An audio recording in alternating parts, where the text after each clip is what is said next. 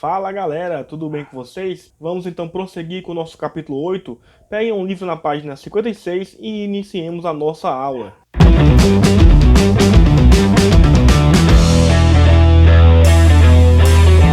Águas continentais. Elas estão disponíveis em seu estado sólido e também líquido, é óbvio. E é o tipo de água mais utilizado pelos seres humanos. Mas de onde elas vêm? Elas vêm do chamado ciclo da água, ou ciclo hidrológico. Vejam aí na página 56, nessa imagem, o ciclo da água. Primeiro, vocês podem perceber que o Sol aquece as superfícies líquidas, provocando então a chamada evaporação de parte dessa água. Esse vapor sobe, ele esfria devido à temperatura lá em cima, formando-se gotículas de água e se juntam, formando as nuvens. Dependendo das condições climáticas dessa região, ocorre a precipitação, ou seja, a queda, que pode ser em chuva, né, como a gente conhece bem, em neve ou em granizo.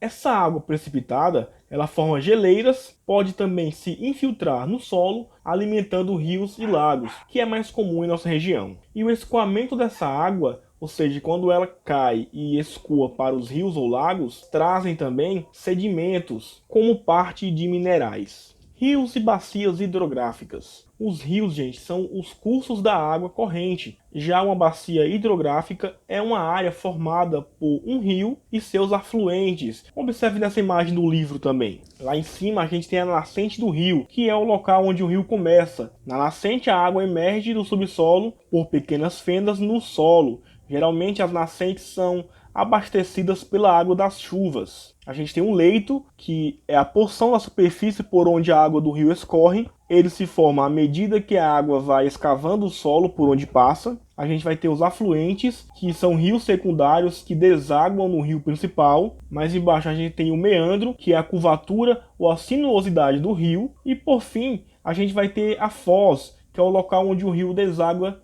geralmente no mar, num lago ou em outro rio. Ela pode ser estuário, ou seja, com uma única saída, ou delta, com várias saídas. E os rios podem ser classificados de acordo com as suas características. Quanto à sua sazonalidade, por exemplo, o rio pode ser perene, que é aquele rio que não seca, mesmo que o seu volume se reduza durante algum período do ano. Ele pode ser intermitente, que ele seca durante o período de estiagem, mas enche novamente durante o período chuvoso do ano. E ele pode ser também perenizado, que é naturalmente intermitente, mas passa a ser total ou parcialmente perene pela intervenção humana. Um exemplo disso é a questão da transposição do Rio São Francisco, que o São Francisco é um rio perene, ou seja, ele não seca, e essa transposição está aproveitando a água do São Francisco para abastecer rios intermitentes, ou seja, aqueles que secam durante parte do ano. Então esse abastecimento servirá para tornar aquele rio perenizado.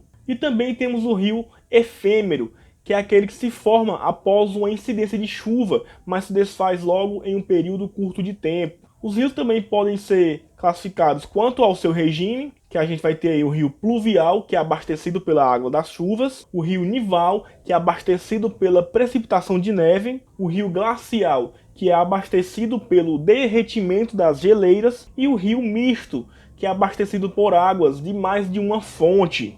E outra classificação de rio também é quanto ao seu relevo, que a gente vai ter o rio de planalto, que é aquele com quedas d'água, que geralmente são utilizados para gerar energia, ou seja, onde se instalam hidrelétricas, e também o rio de planície, que não possuem desníveis acentuados, então eles são excelentes para navegação. Existe uma diferença entre lagos e lagunas. Os lagos são grandes volumes represados, geralmente no interior do continente, e suas origens são variadas, desde fenômenos vulcânicos, de geleiras e também lagos artificiais, com as represas que muitas pessoas constroem em seus terrenos.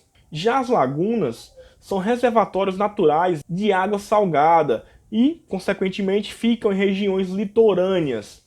Elas são formadas pela deposição de sedimentos na costa do continente. No Brasil, a gente tem 12 regiões hidrográficas, mas ter água não significa que a gente deve usar ela sem uma racionalidade, ou seja, sem um cuidado. Até porque o mau uso da água vai causar, por exemplo, a poluição dos rios, o que vai ser prejudicial para nós posteriormente. E as águas subterrâneas, elas estão ameaçadas no Brasil, devido à intensa utilização de agrotóxicos e de resíduos líquidos dos lixões, que tanto os agrotóxicos quanto esses resíduos líquidos, eles descem no subsolo e vão direto para os rios, infectando, ou seja, poluindo eles, tornando prejudiciais para a nossa própria saúde. Aproveitamento econômico dos rios. Gente, cidades que são banhadas pelos rios têm uma facilidade em seu desenvolvimento. Inclusive, as mais antigas civilizações humanas nasceram em regiões próximas de rios. Por quê?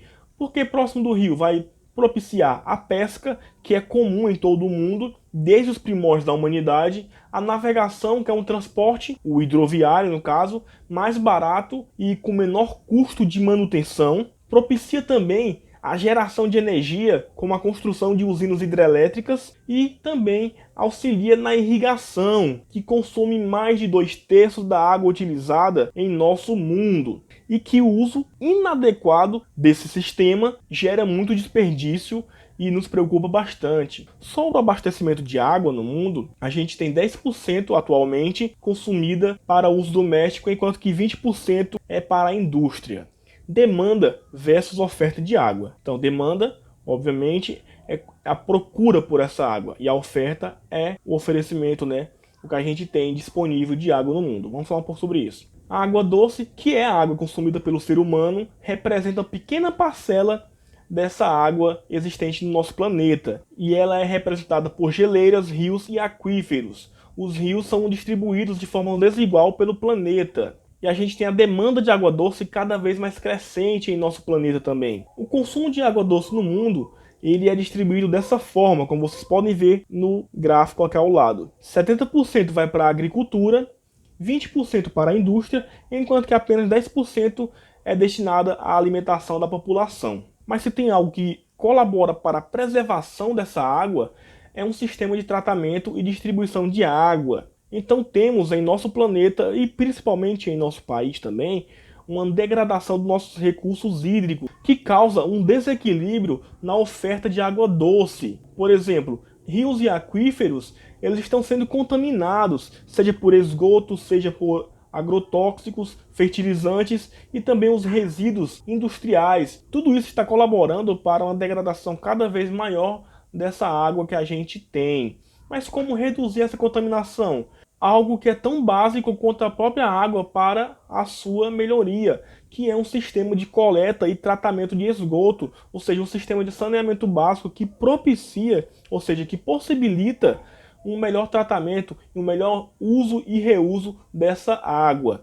E por fim, irrigação artificial. Gente, há regiões do planeta de clima árido e semiárido onde as chuvas são escassas. Nessas regiões que eu estou citando, cada pessoa vive com menos de 1.000 metros cúbicos de água por ano. Isso é muito pouco. Enquanto que em países como Canadá e Estados Unidos, a média de água por pessoa por ano é de 15.000 metros cúbicos, ou seja, 15 vezes mais, para se ter uma ideia de como é desigual essa distribuição de rios. No Brasil, por exemplo, a gente tem o maior rio do mundo, que é o Rio Amazonas. Entretanto, a água também é distribuída de forma desigual. Na região semiárida, como eu já falei, a nossa região, o Nordeste, a gente tem poucos rios aí perenes. Então, como solução para isso, construíram-se reservatórios e também implantaram sistemas de irrigação, ou seja, para poder cultivar essas regiões sem necessidade de estar próximos de rios. E há regiões desérticas ainda mais escassas do que essas que eu já falei, em que elas foram modificadas pela chamada irrigação artificial, ou seja, um sistema de irrigação construído pelo ser humano para poder cultivar produtos nessa região. Como vocês podem ver no exemplo da página 65, a gente tem aí a mesma região em períodos diferentes, que é na Arábia Saudita, uma região formada por um grande deserto, onde não se produzia nada. A primeira imagem a gente está vendo de 1987. Vocês podem perceber que por essa imagem de satélite é tudo deserto, não se vê nada, é seco. Já nessa imagem de baixo, com a instalação de um sistema de irrigação artificial em 2004, a paisagem mudou radicalmente. Como vocês podem ver, em 2012, cada ponto verde desse é um campo agrícola irrigado artificialmente. Ou seja, a gente tem aí a mudança de paisagem gigantesca provocada por um sistema de irrigação artificial.